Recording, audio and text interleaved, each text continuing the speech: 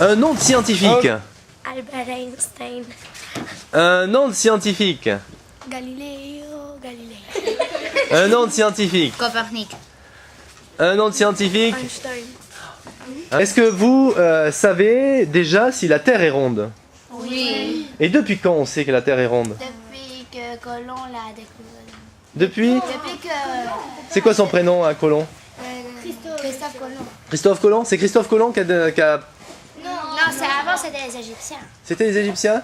Oui. C'était les Égyptiens. Avant. C'était qui alors? Les Égyptiens? C'était... C'était Galilée. On est assez C'est d'être Galilée ici. J'ai envie de rentrer à la maison. Allez, viens, on rentre. Pas question.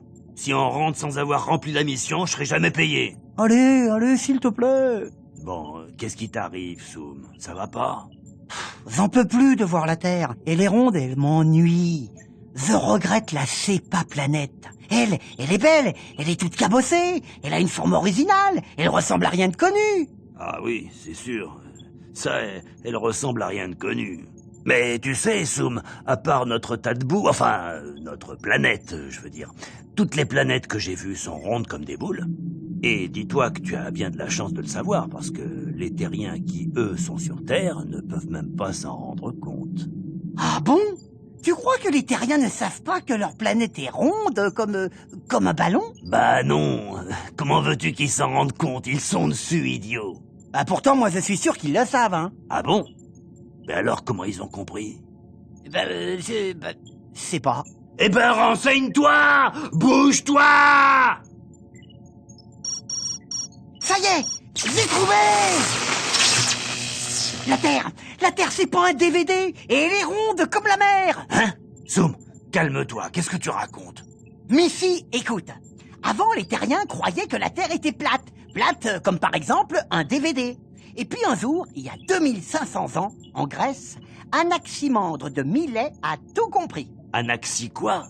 C'est qui celui-là encore? Anaximandre était étudiant. Il étudiait surtout la philosophie et les maths.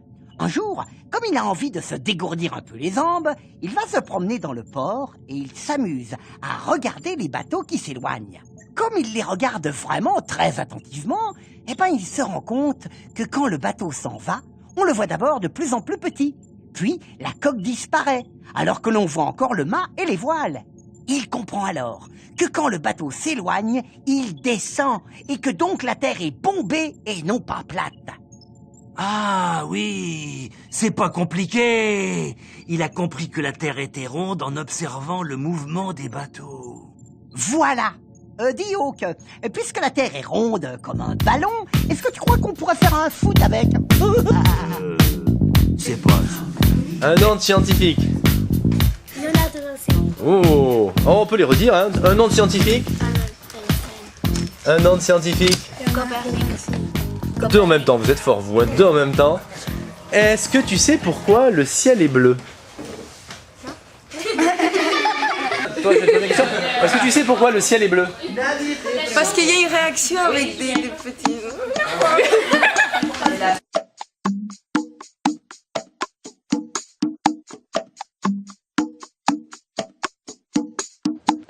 De jour comme de nuit, il y a dans le ciel des étoiles qui émettent de la lumière.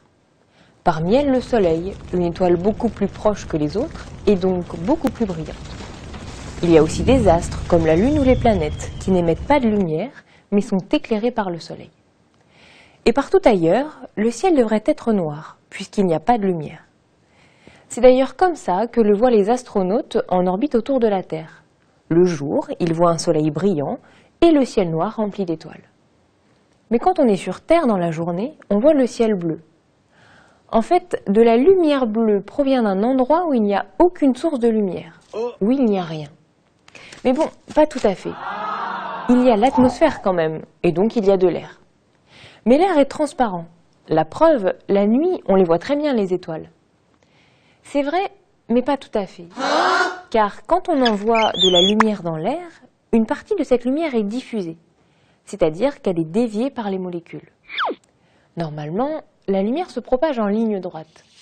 Mais lorsqu'un photon, un grain de lumière, rencontre une molécule, il peut être dévié dans n'importe quelle direction.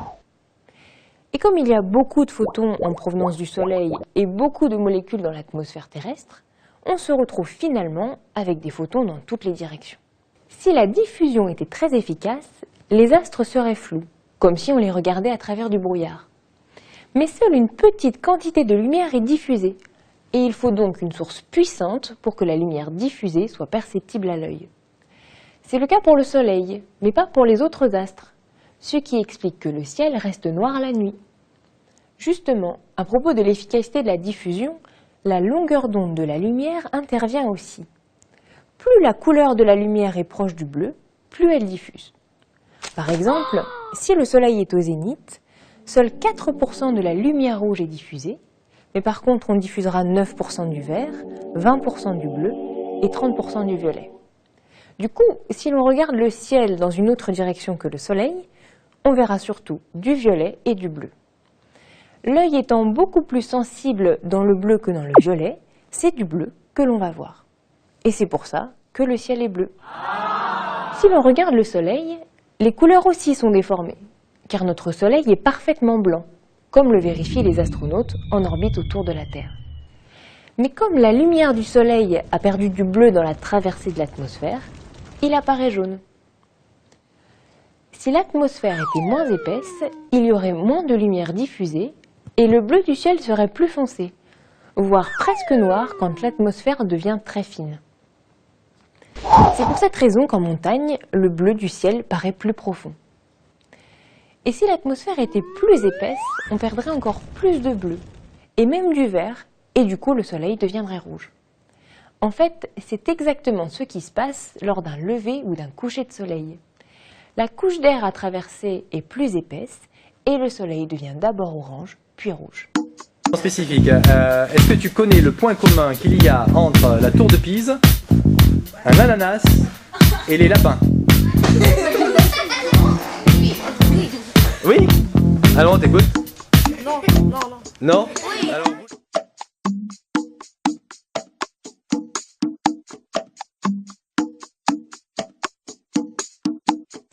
Eh bien, ce point commun, c'est Léonard de Pise, plus connu sous le nom de Leonardo Fibonacci, qui vécut à Pise en Italie, justement à l'époque où l'on construisait la célèbre tour penchée vers l'an 1200. Fibonacci était un grand mathématicien. C'est lui qui ramena en Europe les chiffres arabes, et notamment le chiffre 0, pour remplacer les nombres romains. Dans un de ses livres, il s'amuse à examiner la vitesse de reproduction des lapins. Si l'on met un couple de lapins dans un enclos, combien en a-t-on au bout d'un an? Il suppose qu'un couple de lapins ne s'accouple que s'il est âgé d'un mois ou plus, que la période de gestation est de 1 mois, et qu'à chaque fois naissent un mâle et une femelle. On commence le premier mois avec un couple de lapins nouveau-nés. Le deuxième mois, ce couple s'accouple et donne naissance le troisième mois à un deuxième couple. Le quatrième mois, le premier couple donne naissance à un troisième couple. Le cinquième mois, le premier couple donne naissance à un quatrième couple, tandis que le deuxième couple donne naissance à son premier couple, ce qui fait 5 couples au total. Le sixième mois, on aura ainsi 8 couples, et 13 au septième mois.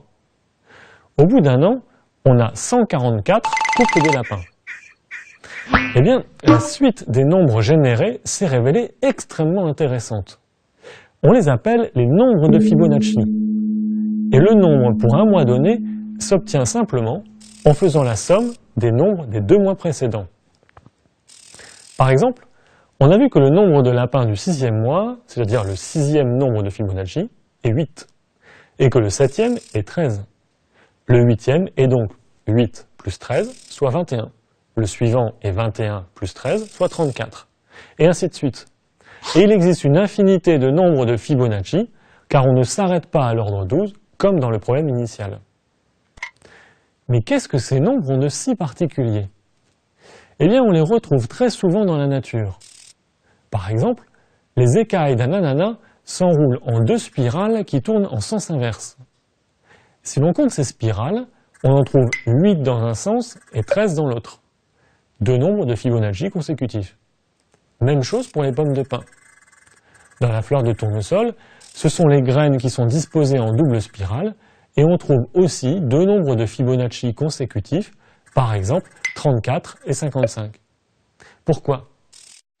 Bien, les scientifiques n'ont pas encore aujourd'hui toutes les réponses, mais ils ont des pistes. Regardons par exemple comment poussent les feuilles d'une plante. Après qu'une première feuille est poussée, où va se placer la deuxième feuille? Si elle se place immédiatement au-dessus de la première, elle lui fait de l'ombre et la première feuille va dépérir. Si elle se place à l'opposé, le problème se répétera pour la troisième feuille, qui tuera la première. Si l'on choisit un tiers de tour, ce sera la quatrième feuille qui tuera la première. Idéalement, il faut choisir un angle pour lequel on n'aura jamais une feuille exactement au-dessus d'une autre feuille. L'angle le plus efficace pour ça, les mathématiciens le connaissent bien.